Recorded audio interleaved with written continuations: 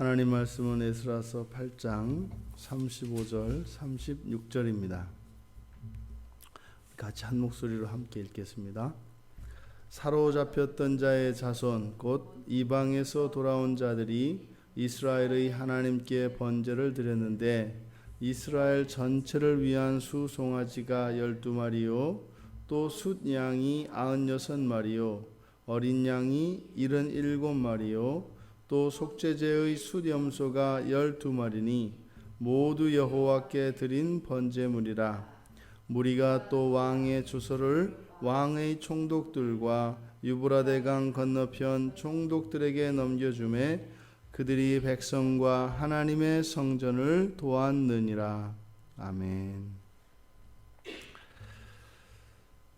4개월에 걸친 예루살렘 귀한 여정길에 이제 이들이 맨 처음 출발하기 전 하나님 성전에 드린 그 예물들과 성전의 기명들을 이제 제자리에 위치시키는, 그래서 출발할 때 이들에게 주어졌던 모든 일들이 이제 완수되었습니다. 그리고 이제 이들이 하나님께 제사를 드리는 장면이 나오고 또 강 건너편에 있던 관원들, 이 총독들이 백성과 백성의 하나님의 성전을 짓는 일을 도왔다라고 하는 두 가지 기사가 나와 있습니다. 여기에서 하나님이 하나님의 일과 사람의 일이 동시에 나타납니다. 이들은 하나님의 일을 하기 위하여 이곳에 온 사람들입니다. 성도들로서 하나님의 성전을 건축하는 것은 당연한 의무이고 도리이며 책임이겠습니다만 하나님의 집, 하나님의 성전을 건축하는 것은 하나님의 일입니다. 지금 하나님의 일을 하기 위하여 예루살렘에 방문한 이 사람들이 하고 있는 첫 번째 일은 하나님께 제사를 드리고 있는 일입니다. 이것은 이 안에 보면 또 속죄제를 드렸다라고 하는 내용을 보았을 때 예루살렘으로 돌아오기까지 앞에서도 이런 도적들과 이렇게 매복하고 있었던 자들로부터 하나님의 손이 도왔다라고 하였던 그 고백을 통해서 외부의 적들로부터 분명한 공격이 있었고 그때 큰 위기가 있었음에도 불구하고 아무런 피해를 입지 않았던 것, 그것에 대해서 여호와의 손이 도우신 하나님의 은혜에 대하여 이들이 감사했습니다. 근데 지금 여기에서 또한 속죄제를 하나님께 드리고 있는 것은 분명히 이것은 이스라엘 공동체 내에 혼란이 있었고 범죄의 사실이 있었던 것입니다. 또 그것이 없었다 하더라도 혹시 있었을지도 모르는 4개월 동안 무사히 예루살렘에 도착하는 것이 정말 모든 일을 우선하는 것이었기 때문에 그 한 가지 일을 위하여 에스라의 지휘하에 일사불란하게 움직였을 것입니다. 그렇지만 그 사이에 있었을 모든 죄에 대하여 하나님께 제물을 드리고 있는 것입니다. 왜냐하면 이들은 하나님의 성전을 건축하기 위하여 온 사람들이기 때문에 이들의 일 이전에 이들의 성결, 이들의 정결이 먼저 요구되어지기 때문입니다.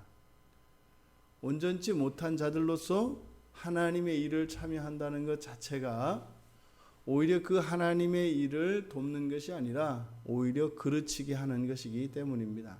그래서 이 시대를 살아가는 우리 그리스도인들도 마찬가지로, 그래서 우리가 하나님 나라의 일을 하고 하나님의 영광을 드러내며 하나님을 섬기는 이 일들을 하기 전에 항상 우리 자신을 돌아보고 우리 자신들의 정결함을 늘 염두에 두어야 합니다.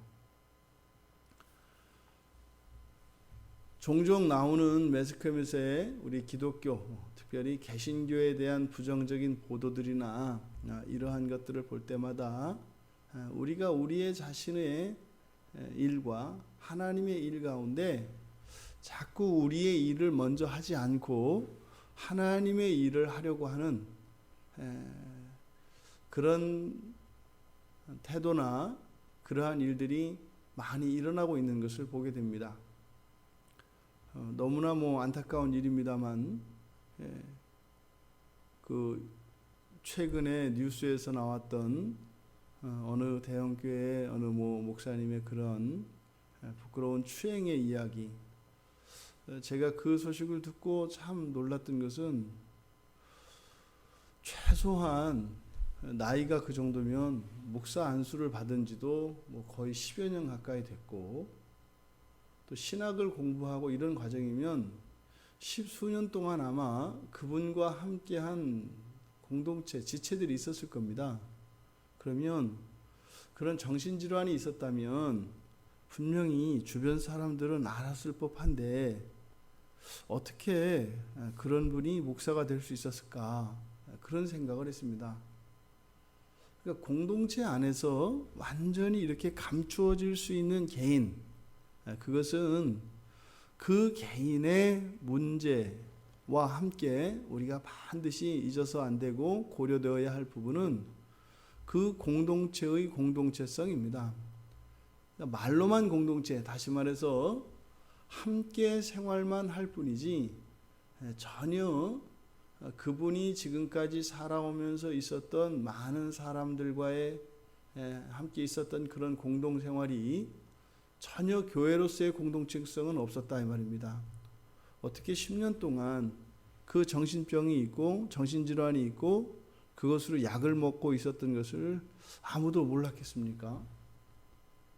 무관심했거나 이거는 정말, 그래서 이게 보통 우리가 목회자가 되기 위해서는 교회로부터의 검증이 먼저 요구되어집니다. 그래서 그것을 교회의 담임 목사의 추천을 통해서 신대원에 들어갈 수 있게 되거든요. 그러니까 한 개인이 이렇게 하나님의 일을 하기 위하여 정말 먼저 정결해야 되고 거룩해야 된다라고 하는 기본적인 이해, 이것이 우리에겐 결손되어 있지만 지금 오늘 우리가 살펴보는 이 성경에서는 바로 하나님의 성전을 재건하는 일에 참여하기 이전에 자기 자신들과 또 여행길에서 혹시라도 범하였을지 모르는 이 속죄죄에 대해서 하나님께 제사를 드림으로써 이 모든 죄로부터 정결케 되고자 하는 이 이스라엘 백성들의 이 모습은 우리들이 배워야 할 것이라고 생각을 합니다. 그래서 우리가 주일에 예배를 드릴 때도 반드시 회개의 기도가 있어야 되는 것이에요. 그래서 예배 전에 미리 나와서 또 최소한 예배의 선언을 읽고 묵도 시간만큼이라도 우리가 회개할 수 있는 그런 시간을 가져야 합니다. 하나님 앞에 나아가기 위하여, 하나님의 일을 하기 위하여 반드시 우리에게 필요한 것이다 이 말입니다. 왜요? 그렇지 않으면 오히려 그것으로 인하여 우리에게 화가 미치기 때문입니다. 그것은 하나님의 진노로 임한 것이 아니라 그것은 당연한 자연스러운 결과가 됩니다. 하나님은 거룩한 분이시기 때문이죠. 그래서 이스라엘 백성들이 제사를 드리는, 번제와 속죄제를 드리는 이 이야기 다음에 바로 그들이 백성과 하나님의 성전을 도왔느니라 라고 해요. 결코 이들이 제사를 드리는 일로 인해서 거기에서 공사가 지연되어지거나 노동력의 손실이 오는 것이 아니라 오히려 어떻게 해요?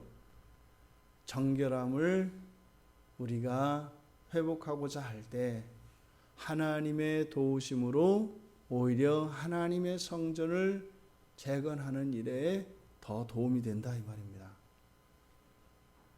우리가 신앙의 의무를 먼저 하는 것, 이것이 우리의 일이고 우리의 도리입니다.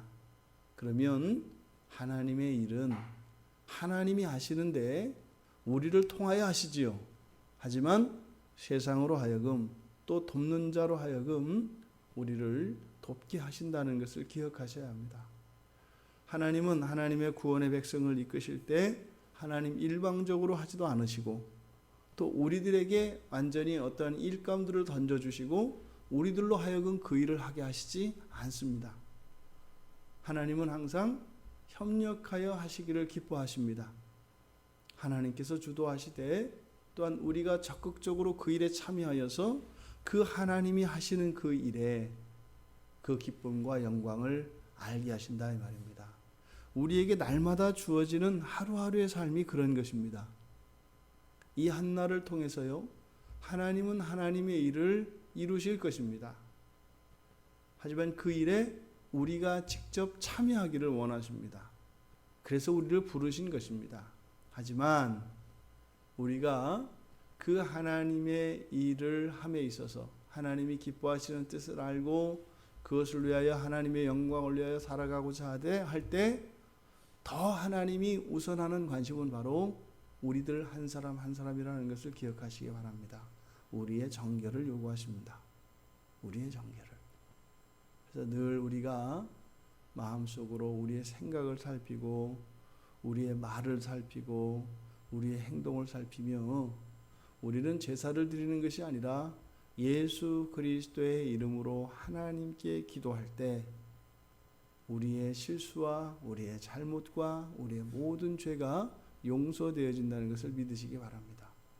그래서 일상 속에서 일어나는 많은 실수들, 이런 것들로 인하여 하나님의 은혜를 구하시며 용서를 구하시며 평화를 누리시고, 그래서 하나님의 말씀을 따라 살아가는, 그래서 우리의 마음속에 하나님의 성전이 우리의 마음속에 마음의 성전으로 지어지는 그 거룩한 일뿐만 아니라 우리의 삶 속에 그런 하나님의 은혜로 말미암아 그리스도의 형상과 그리스도의 향기가 더 풍겨져 나오기를 바랍니다.